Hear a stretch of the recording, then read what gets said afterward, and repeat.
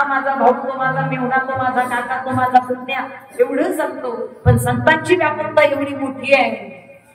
वृक्षवल्ली आम्हा सोयरी वनचरी, वृक्षवल्ली आम्हा सोयरी वनचरी.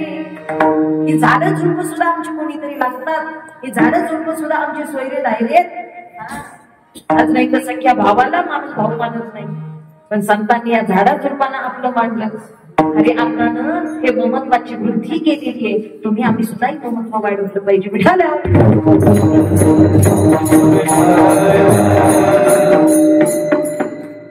संसाराचं वैयक्तिक ममत्व दुःख देतं, म्हणून त्या ममत्वाला संसाराच्या नावे घालून या शून्य घातला. शून्यच का घातला? कारण शून्याला काही किंमत राहत नाही. ऐका, शून्याला किंमत नसते, गणिती भाषेतही नसते आणि व्यावहारिक दृष्ट्याही नसते. व्यावहारिक दृष्ट्या आपण जर एखाद्याशी बोलत असेल, कोण्या एखाद्या माणसाशी बोलत असेल आणि त्या ठिकाणी जर तिसरा कोणीतरी आला, आपण त्या समोर बोलणाऱ्याला सांगतो लक्ष देऊ नको त्याच्याकडे, त्याला शून्य किंमत आहे. काय म्हणतो आपण?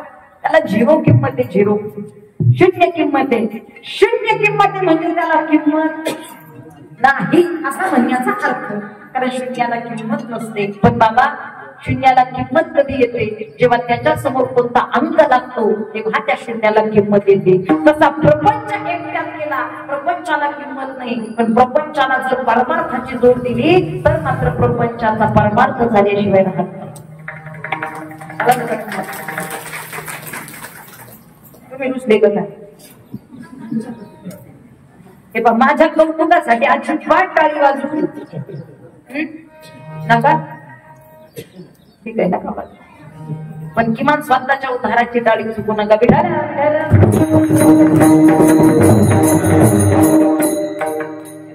आपल्याला जर चांगले मार्क पाडायचे असतील, आपला पेपर आपणच चांगला सोडवला, आपला पेपर आपण चांगला सोडवला, आपल्याला मार्क चांगले पडणार. उगा रिकामा कोरा पेपर ठेवला 100 मार्काची अपेक्षा कशा करीता? अपेक्षा सुद्धा धरायची नाही चांगलं होईल म्हणून. जर पेपरच चांगला सोडवला नसेल, कर्म चांगलं केलं नसेल तर सुखाची अपेक्षा कशाला करता? कर्म चांगलं केलं तर टेन्शनच नाही ना दुःखाचं. तुम्ही कर्म चांगलं करा, अपेक्षा करण्याची सुद्धा गरज नाही. आपोआप तिथपर्यंत सुखाची प्राप्ती करून देतो. माझं लक्ष ठेवून आहे का शब्द? कर्म चांगले करा. जर कर्मात भेसळ झाली तर निश्चित फळात सुद्धा भेसळ होणारच. इथपर्यंत आपल्याला जे काही मार्क पडणार त्यातही भेसळ होणारच. म्हणजे थोडेसे शब्द ध्यान देऊ नाही का? एक शेतकरी होता, सामान्य होता, गरीब होता. एक म्हस होती, त्याच्याकडे म्हैस होती आणि दुधाचा थोडाफार त्याच्याकडे व्यवसाय त्यानं सुरू केला. एका म्हशीचं 4 लिटर दूध निघायचं बाबा. एका म्हशीचं 4 लिटर दूध निघायचं आणि ते 4 लिटर दूध तो गावामध्ये विकायचा. 4 लिटर दूध तो गावामध्ये बाहेर गावी विकायचा. 4 जणांच्या घरी द्यायचा. 1-1 लिटर प्रत्येकी दूध द्यायचा. एके दिवशी दूध द्यायला गेल्यानंतर सुरुवातीला ज्या घरी त्यानं दूध दिलं त्या बाईनं सांगितलं, दादा काल जरा तुम्हाला सांगायचे विसरले, पण आज आम्हाला अजून 1 लिटर दूध हवंय. रोज आम्ही तुमच्याकडून 1 लिटर दूध घेतो, पण आज आम्हाला 1 लिटर जास्त पाहिजे, म्हणजे 2 लिटर दूध आम्हाला पाहिजे. त्यानं सांगितलं, होत आहे असं नाही करता येऊ शकत. का? कारण तुम्हाला जर मी 2 लिटर दूध दिलं तर बाकीची 3 घरं राहिली. मग 2 लिटर दुधामध्ये 3 घरं कशी काय पुरतील? नाही होणार. प्रत्येकी 1-1 लिटर दूध देतो. त्यामुळे मला नाही जमणार दूध द्यायला आज 1 लिटर जास्त. असं करू नका. अहो पाहुणे यायचे, असं करू नका. काहीतरी करा, काहीतरी ऍडजस्ट करा, पण मला 1 लिटर जास्त द्या. नाविलाज झाला, आग्रह झाला, नाविलाजानं त्याला अजून 1 लिटर त्या बाईला द्यावं लागलं. 2 लिटर दूध एकाच घरी गेलं. लक्षात घ्या, 2 लिटर दूध एकाच घरी गेलं. बाकीची 3 घरं राहिली आणि प्रत्येक घरात 1-1 लिटर दूध द्यायचं होतं. आता कसा हिशोब लावाल तुम्ही? नेमकं कसं काय का 3 घरांना 3 लिटर दूध कसं पुरवता येईल 2 लिटर मध्ये? काय विचार आहे तुमचे? या विचारांना अस्तर आवाज नाही दिला पाहिजे. आणि असे विचार आपणच करू शकतो नाही का?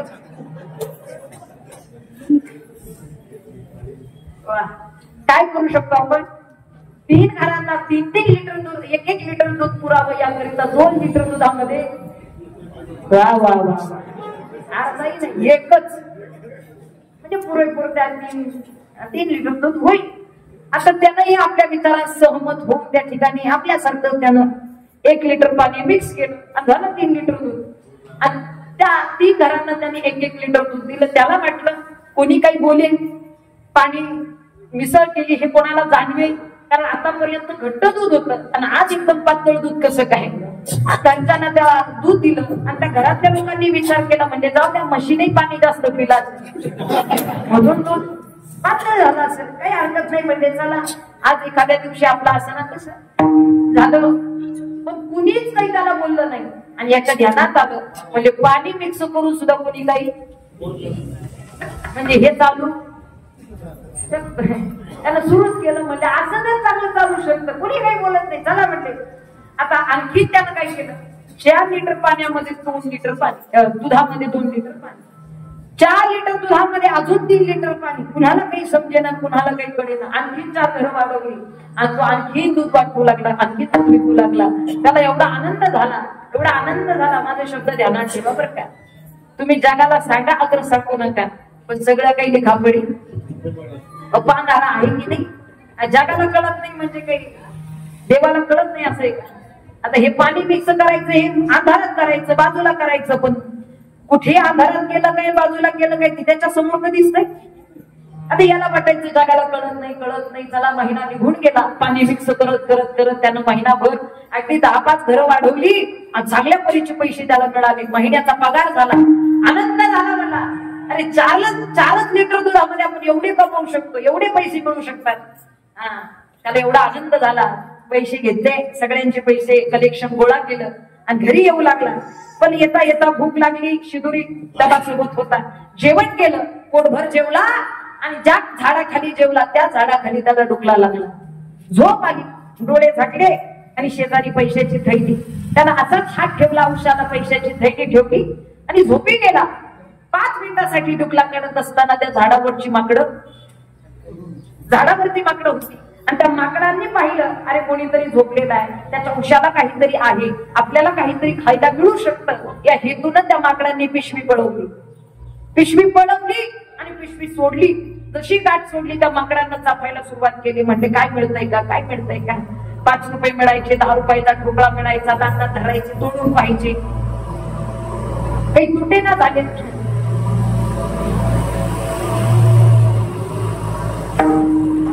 त्या ठिकाणी नोट मिळाली तर फाडून पाहिजे काही मिळतंय का, ठोकळा मिळाला तर चावून पाहिजे काही खाता येतंय का. म्हणजे माकडे पैसे नाही समजलं. अहो खात होते, लक्षात आलं का तुम्हाला. पैसे खात होते, कोण खात होते, पण त्यांना खायला काही जमेना. ते खायची वस्तू नाही कळालं. आणि तेवढ्यात याला जाग आली. जाग आल्याबरोबर त्याला दिसलं माकड्यांनी पैशाची बॅग नेलेली, सगळं काही पैसे फाडून टाकले, काही पैसे फेकून दिले. जसा उठला दगड घेतले, माकडांना हुसकावून लावलं. आजूबाजूला पडलेले पैसे गोळा केले. महाराज दुधाचे पैसे राहिले होते आणि पाण्याचे नाही कळालं. पाणी मिक्स केलेले पैसे माकडांनी फाडून टाकले आणि जेवढे दुधाचे प्युअर दुधाचे होते तेवढे जपून राहिले. विठाला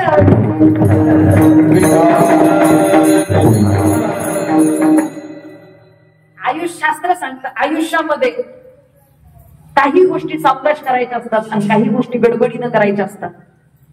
पैसा हा गडबडीनं कधीच मिळवला जात नाही बरं का. आणि जेवढ्या गडबडीनं, जेवढ्या घाईनं तुम्ही पैसे मिळवाल तेवढ्याच घाईनं ती तुमच्याकडून निघूनही जातात. एवढं ध्यानात ठेवा. ज्ञान आणि पैसा हा शांततेनं, सद्मार्गानं आणि सत्कर्मानंच कमवता आला पाहिजे. तर तो सुख देतो, तर तो शांती देतो, तर तो खऱ्या अर्थानं टिकतो.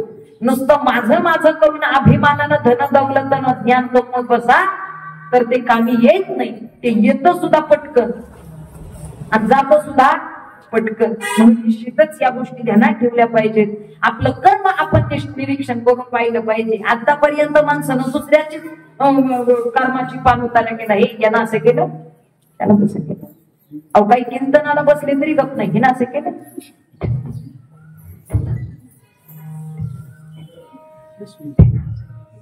आजी आता हे तुमच्या नाही, यांच्या लवकर ध्यानात येईल इतक्या बोलत्यात काय. काय उपयोग, आनंद वाचाळ बरोबर बरोबर त्या कैसीनी गोपाळ पावे हरी. निश्चितच आपल्याला भगवत प्राप्ती करायची आहे. तू काय म्हणे, चित्त करावे निर्मळ येवोनी गोपाळ राहे तेथे. मी 5 मिनिटांमध्ये कीर्तन संपवेल. अगदी 2 मिनिटं शांत राहा, फक्त 2 मिनिटं, कारण वातावरण जुळवायला 10 मिनिटं गेलेत. इकडे आपल्या जीवनाचं खऱ्या अर्थानं सार्थक करायचंय तर संतांच्या जीवनाचं प्रयोजन आपल्या लक्षात आलं पाहिजे. संसाराच्या नावानं शून्य घातला, कारण एकच आहे, वाढता हा पुण्यधर्म केला. पुण्यधर्माची वाढ, पुण्यधर्माची वाढ. पुण्यधर्म म्हणजे काय, मुळात धर्म म्हणजे काय तेच कळणं फार महत्वाचं आहे. कारण आता सध्याच्या काळाचे जे धर्मांमध्ये मतभेद झालेले आणि जे काही आता वैरभाव अंतःकरणात झालेले ते फार मानवजातीसाठी घातक आहेत.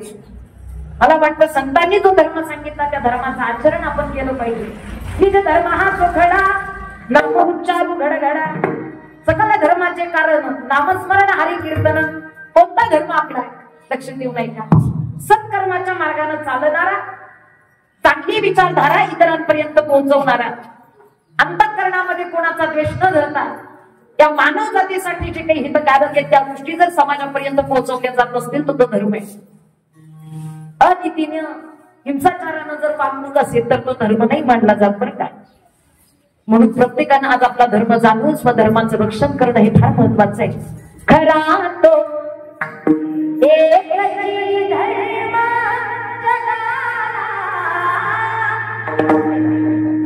प्रेमार पावे जगीजे हीनाती पतिता जगीजे दीन पदरिता तयाला ऋण उठवावे जगाला प्रेमार पावे. कोणता धर्म? जगाला प्रेम देणं, चांगल्या हिताचा मार्ग दाखवणं आणि आपण सत्कर्माच्या मार्गावरती चालणं हा आपला धर्म आहे. आता जे काही धर्मावरती संकट आलेलं, भारत पाकिस्तान युद्ध आपण पाहिलं आणि मला वाटतं आपणही धर्मासाठी जगलं पाहिजे. कसं? आपण सीमेवरती जाऊन युद्ध करू शकत नाही, पण लक्ष देऊ नाही का, आपण ज्या ठिकाणी आहोत आपल्या विचारांमध्ये मतभेद होऊ देऊ नका. आपण आपल्यामध्ये भेद करू नका. आपण आपल्यात वाद करत बसू नका. हा अमुक जातीचा, तो अमुक जातीचा, हा अमुक याचा. आता आपण इतरांमध्ये आपल्यामध्ये जर जाती भेद करत बसलो तर खऱ्या अर्थानं आपला धर्म टिकणार नाही. धर्माला टिकवण्यासाठी आपण आपले विचार एकत्र ठेवा आणि चांगल्या विचाराची जोपासना करून आपण धर्माचा प्रचार प्रसार करा. एवढंच काय, गोमातेची सेवा ही धर्म टिकवण्यासाठी फार महत्वाची. आई वडिलांची सेवा ही धर्म टिकवण्यासाठी महत्वाची. इकडे लक्ष द्या. 2 मिनिटं.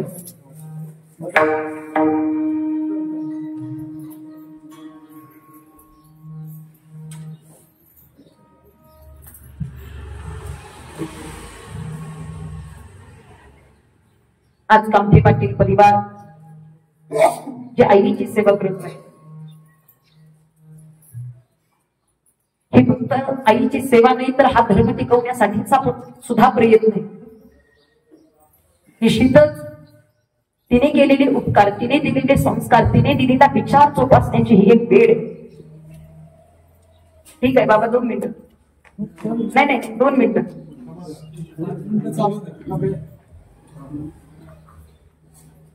कारण आज सध्याच्या काळामध्ये आज आम्ही बाहेर फिरत असताना आई गेल्यानंतर तिचं महत्व, आई गेल्यानंतर तिची ताकद कळते. एका दशक्रिया विधीला आम्ही गेलो. सहज त्यांना विचारलं, मुलं रडत होती, सुना रडत होत्या, नातवंड रडत होती. सहज विचारलं, म्हणलं का हो काय झालं, काय रडताय? ताई आई गेली आमची. म्हणलं शेवटी कधी ना कधीतरी जाणारच, जन्मजया मृत्यूतया. कुटुंबाने उत्तर दिलं, मुलांनी उत्तर दिलं, ताई आई गेली याचं दुःख तर आहेच, पण त्याच्याही पेक्षा जास्त ती होती तोपर्यंत तिच्याशी कधीच नीट वागू शकलो नाही याचं दुःख जास्त आहे. तिच्याशी कधीच तोंड भरून बोलू शकलो नाही याचं दुःख जास्त आहे. दिवसाचे 10 फोन करायचे हो मला ती. जेवलास का, बरा आहेस का, जेवलास का, बरा आहेस का. वैताग यायचा हो. काय सारखं जेवलास का बरायस? म्हटलं मग आज बरं असेल, आई नाही, फोन नाही, आता टेन्शन नाही. 10 दिवशी डोळे भरून आले, हृदयाचा भुटका फुटला. आई आज कळतंय 1000 नंबर मोबाईल मध्ये सेव्ह आहेत, पण त्यातला एकही फोन मी जेवलोय का किंवा मी बरा आहे का हे विचारण्यासाठी येत नाही. आज कळतं मला त्या आईचं मातृत्व किती मोठे. आजही आपण प्रयत्न करतो आम्ही त्या आईला बोलावण्याचा, भगवंताकडे हात जोडून प्रार्थना करतो, हे आई 4 फटके मार, हवं तर आमच्यावरती ओरड, आम्हाला रागव, पण अशी रुसून जाऊ नकोस ग आमच्याकडून, कारण आजही तुझी गरज आहे ग आम्हाला. कुठे गेली माझी आई, मला करमत नाही. कुठे गेली माझी आई, मला करमत नाही. येणार मला झोप येत नाही. येणार मला झोप येत नाही. ए आई 9 महिने एक बेस कमी करा, गर्भात ठेविले, बोट धरुनी मला चालविले. रडवाला आता कुठेच दिसत नाही. येणार आई मला झोप येत नाही. येणार आई मला झोप येत नाही. ए आई आजही तुझी वाट पाहतो का? आजही भास होतो, गेली असशील कुठे शेतात, येशील 2 तासानं माघारी, गेली असशील कुठे गावात, येशील तासानं माघारी, अगं गेली असशील कुठे शेजारी, येशील पुन्हा माघारी. पण आजही खाली असताना तुझी वाट पाहताना डोळे भरून येतात का? जगात सगळी माणसं आम्हाला पुन्हा पुन्हा दिसतात ग. अगं माणसंच काय, डोंगरा आड डोंगराला सूर्य सुद्धा आम्हाला दिसतो ग, पण मागली आड गेलेली तू आमची आई आम्हाला दिसत नाही. आई आई आई आता म्हणू मी कुणाला, सोडून या गेली आई आम्हाले कराना. आई आई आई आता म्हणू मी कुणाला. असं काय केलं तिनं तुमच्यासाठी जर कोणी विचारलं? आई तू आमच्यासाठी कष्ट केले फार, आई तू आमच्यासाठी कष्ट केले फार. सोडून या गेली आई सारा परिवार, सोडून या गेली आई आम्हाले कराना. आई आई आई आता म्हणू मी कुणाला.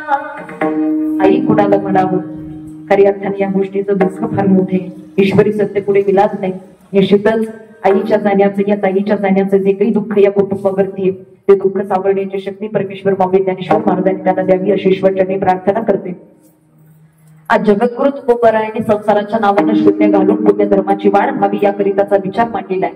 हे प्रयोजन मांडत असताना जगद्गुरु तुकोबराय खरी अर्थानं तुमच्या आमच्यापर्यंत सुद्धा हा विचार पोहोचवतात की आपण संसाराचं ममत्व न धरता आपण संसाराचं ममत्व हे व्यापक स्वरूपानं वाढवलं पाहिजे आणि आपल्या धर्मासाठी आपण जगलं पाहिजे, आपल्या एका विचारानं आपण जगलं पाहिजे. आणि निश्चितच एवढं सगळं करण्यात निश्चित जगद्गुरु तुकोबराय सांगतात याच्याच पाठोपाठ आम्ही आमच्या जीवनाचा खऱ्या अर्थानं सार्थ कसं करून घेतलं. सगळ्यात मोठं साधन कलियुगामध्ये जर उधारायचं असेल, साधनात सोपे नाम हे केवळ.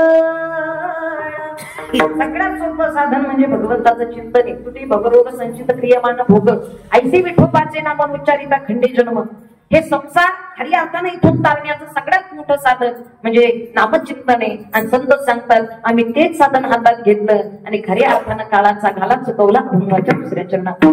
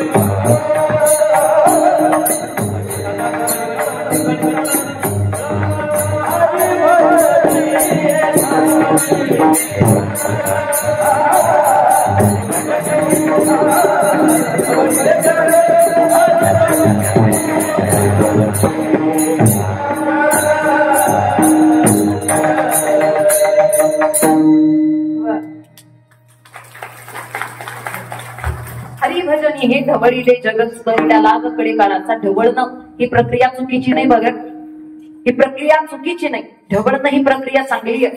बऱ्याच लोकांना ढवळ करायची सवय लागते. काही चांगल्या गोष्टीत करतात, काही वाईट गोष्टीत करतात. पण ढवळणं ही प्रक्रिया संत सांगतात अरे ढवळल्यानंतरच असारातून सार प्राप्त होत असतं. मथोनी नवनीता तैसे घे अनंता पाया व्यर्थ कथा सांडी मार्गू. ढवळलं तरच त्या ताकातून लोणी मिळतं आणि लोण्याचं तूप प्राप्त होतं.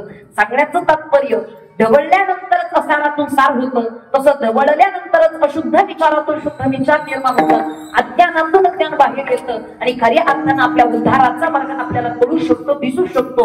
संतांनी हेच साधन हातात घेतलं आणि सगळ्यांच्या विचारांना ढवळून काढलं. हरिभजनी हे ढवळीले आणि चुकविला लाग कडिकाळाचा जगा खाळ खाय पण आम्ही माता दिला पाय.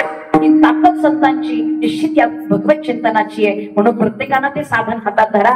अधिक जण बोलता जगद्गुरु तुकोबाराय सांगतात हे एक साधन प्रभू आमच्या हातात आलं तर बाकीच्या साधनांची गरज नाही. कोणाही न लगे साधनांचा पंख करणे गेला त्याग देह बुद्धी. आम्ही इतर गोष्टीला एड वावूगा पसारा या संमतानं शोध बघतो.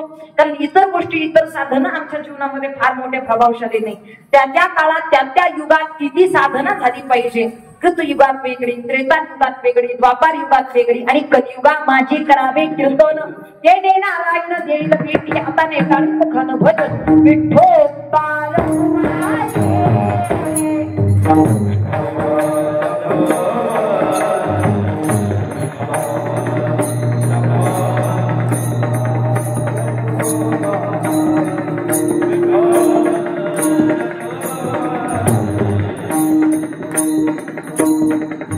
Hare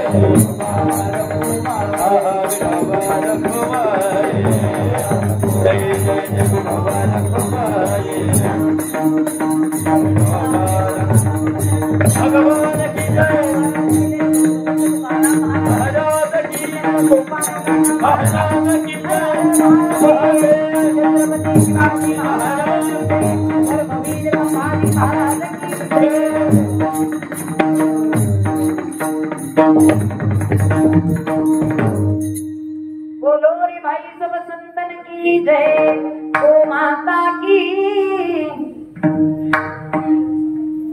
जय. धर्म टिकवण्यासाठी जगा. कसा धर्म टिकवता येईल? घरात आई आणि गोठ्यात गायीची सेवा करा. इकडे लक्ष द्या.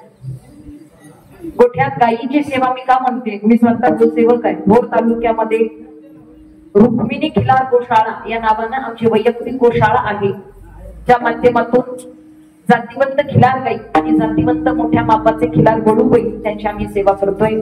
आज माझे पती आदरणीय आंतरराष्ट्रीय मृदुंग वादक हरिभक्तीपरायण अर्जुनजी महाराज साळेकर खिलार गोसेवक एक अंतःकरणानं गोमातीची सेवा करून आज खरी अर्थानं आपल्या धर्मासंबंधीच्या आपल्या संस्कृतीची जोपासना आणि खरी अर्थानं आपल्या आईची गायीची सेवा करणं निश्चित हे आपल्या जीवनाचं सगळ्यात मोठं कर्तव्य आहे. म्हणून ते पार करणं इथपर्यंत करण्याचा प्रयत्न आम्ही करतोय. मला वाटतं निश्चितच या ठिकाणी प्रत्येकानं एक तरी खिलार गाई गावरान गाई आपल्या घरी असलीच पाहिजे आणि तिची सेवा आपल्याकडून झाली पाहिजे याचा विचार प्रत्येकानं करा. अधिक जण बोलता लवकरात लवकर आपल्या जन्माचं सार्थक कसं करता येईल. इथे नो गॅरंटी आहे. तुझा ना भरोसा ना माझा. जग हे कुणाचे सांग भल्या असो फुल माती आणि मीठ भाकर ना हरीचे मुखी गोड साखर सोडून दे रे सोडून दे रे धनाच्या तुला जग हे कुणाचे सांग भल्या मानसा कधी लागे कधी लागे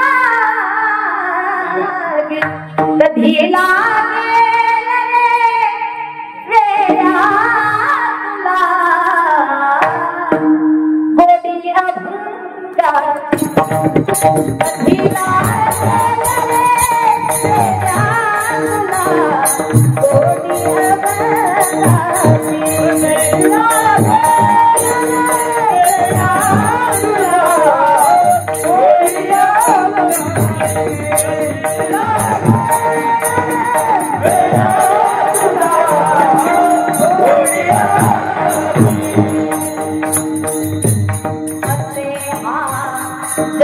नको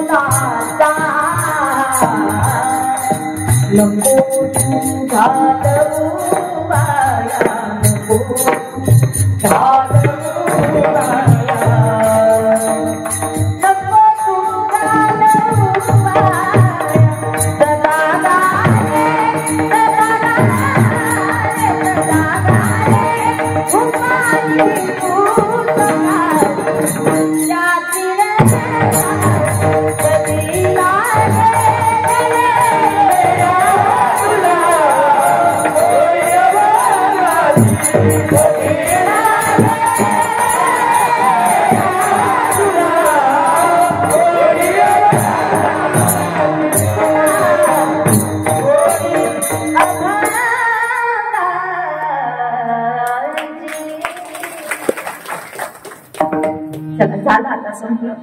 अधिक जण बोलतात 10 मिनिटं सुरू करायला थोडी लेट झाला, त्यामुळे 10 मिनिटं मी थोडा पुढे वाढवला आणि म्हणून इथपर्यंत कैलासवासी सौभाग्यवती सौभाग्याचं सगळ्यात मोठं देणं या ताईनं घेतलं बरं का.